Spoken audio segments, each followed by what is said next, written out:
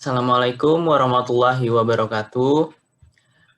Pada kesempatan kali ini, kami dari kelompok 5 akan mempresentasikan tentang etika periklanan.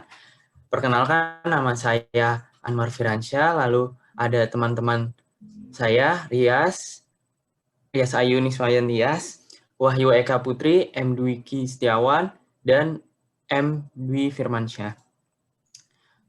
Next.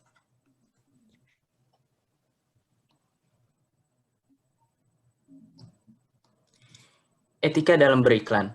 Dalam periklanan, kita tidak dapat lepas dari etika, di mana di dalam iklan itu sendiri mencakup pokok-pokok pembahasan yang menyangkut reaksi kritis masyarakat Indonesia tentang iklan yang dapat dipandang sebagai kasus etika periklanan.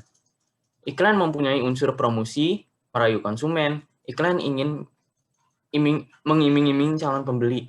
Karena itu, bahas periklanan mempergunakan retorika sendiri, masalah manipulasi yang utama berkaitan dengan segi persuasif dari iklan. Tapi tidak terlepas dari juga segi informatif, karena dimanipulasi seseorang mengikuti motivasi yang tidak berasal dari dirinya sendiri, tapi ditanamkan dalam dirinya dari luar. Maka di dalam bisnis periklanan, perlulah adanya kontrol yang tepat yang dapat mengimbangi kerawanan tersebut. Lalu ada ciri-ciri periklanan. Yang pertama itu ada etis berkaitan dengan kepantasan. Lalu yang kedua estetis berkaitan dengan kelayakan, target market, target audiens, kapan harus ditayangkan. Lalu ada artistik, bernilai seni sehingga mengundang daya tarik halayak. Etika secara umum itu ada jujur, tidak membuat konten yang tidak sesuai dengan kondisi produk yang diiklankan. Lalu yang kedua, tidak memicu konflik sara, tidak mengandung pornografi. Lalu ada tidak bertentangan dengan norma-norma yang berlaku. Lalu tidak melanggar etika bisnis, kayak saling menjatuhkan produk tentunya, dari sebagainya. Lalu yang keenam terakhir itu ada tidak plagiat. Itu semua ciri-ciri iklan dan etika secara umum. Itu ciri-ciri iklan yang baik. Next.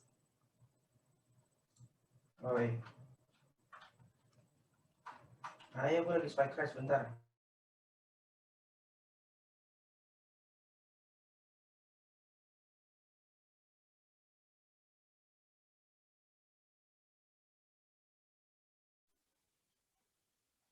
Selanjutnya ada contoh kasus etika periklanan yang buruk. Salah satu contoh kasus pelanggaran etika dalam dunia periklanan ini adalah iklan kartu XL dan AS. Seringkali kedua iklan kartu ternama ini ditayangkan di televisi kita. Kedua iklan kartu ini saling menjatuhkan dengan cara saling memurahkan tarif sendiri. Kedua kartu ini kartu ini dengan tidak tanggung-tanggungnya menyindir satu sama lain. Kasus ini dimulai dari XL yang menayangkan iklan yang dibintangi oleh salah satu pelawak ternama di Indonesia, yaitu Sule. Dalam iklan ini, Sule bermain satu frame dengan bintang cilik Baim dan Putri Titian. Pada iklan tersebut, Baim disuruh Sule untuk ngomong, "Om Sule ganteng," tapi si Baim mengatakan, "Om Sule jelek." Hal ini sudah direkayasa oleh sutradara. Lalu XL membuat slogan sejujur Baim, sejujur XL. Tak tinggal diam, Telkomsel atau AS membalas iklan dengan kata-kata, "Makanya jangan mau dibohongin anak kecil."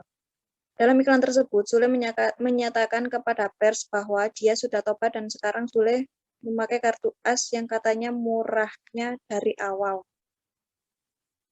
Perang iklan ini tergolong parah karena biasanya tidak ada bintang iklan yang pindah ke produk kompetitor selama 6 bulan.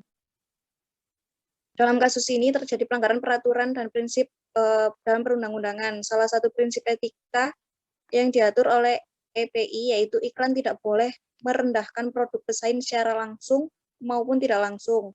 Pelanggaran ini tentunya akan membawa dampak buruk bagi perkembangan ekonomi dan penilaian masyarakat mengenai kedua merek kartu ternama ini secara moral melanggar hukum dengan saling bersaing secara tidak sehat.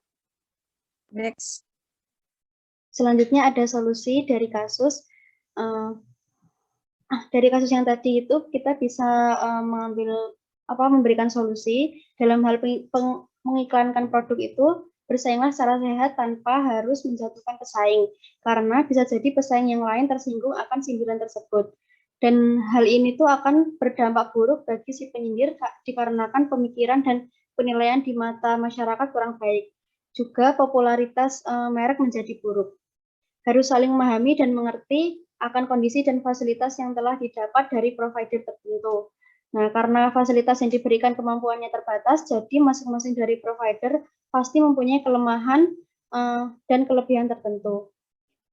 Kemudian selalu tanamkan jiwa kreatif dalam setiap melakukan inovasi. Nah, dalam hal ini provider dituntut untuk membuat suatu rancangan baru yang lebih baik dan tentunya dapat memberikan keuntungan yang lebih tanpa harus menjatuhkan pesaing yang lain.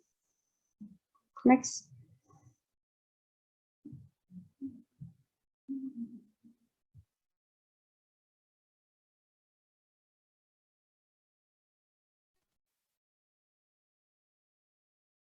Selanjutnya, contoh etika periklanan yang baik.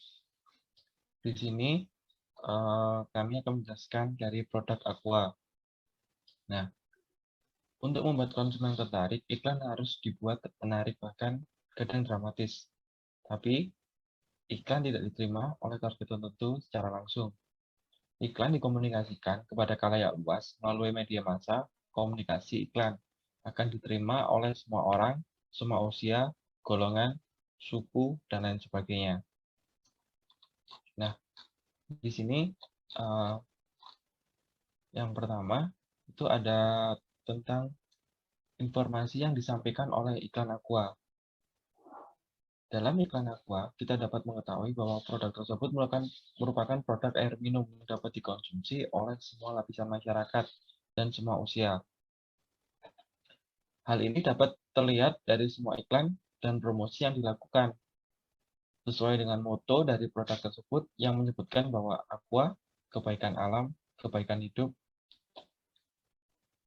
Produk ini menjadi ikon dari air minum kemasan.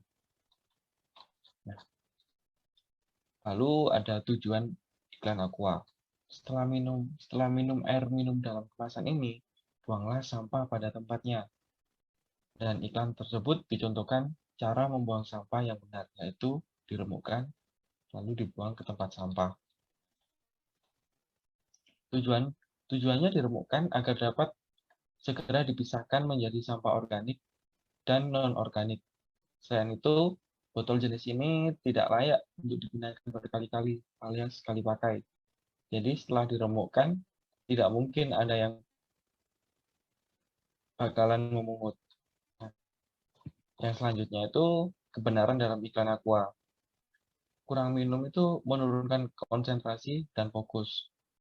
Begitu bahasa iklan Aqua di televisi, yang tentunya semua orang setuju dengan pernyataan itu. Ini berdasarkan uji klinis. Jika kurang cairan, kerja otak jadi terganggu. Dan diketahuilah bahwa 80% tubuh kita itu mengandung air. Kita tentu merasakan ketidaknyamanan ketika kekurangan cairan. Jadi, cukupi kebutuhan cairan Anda sekarang. Nah, itulah slogannya. Caranya dengan mengkonsumsi air putih setidaknya 1,5 liter per hari, maksimal 5% dari berat badan Anda. Nah, dengan iklan yang memenuhi syarat tersebut, penyajian iklan yang baik seperti menampilkan gambar dan kata-kata yang jelas dan tidak bertele-tele untuk produknya, serta melampirkan hasil dari laporan BPOM untuk produknya, yang membuat tidak adanya efek berlebihan dan membuat konsumen merasa tertipu oleh iklan air minum tersebut, sehingga produk ini dapat mendapat respon yang cukup bagus dari para konsumen hingga para calon konsumennya. Mungkin dari contoh etika periklanan yang baik itu seperti itu. Ya. Sekian dari kelompok kami. Assalamualaikum warahmatullahi wabarakatuh.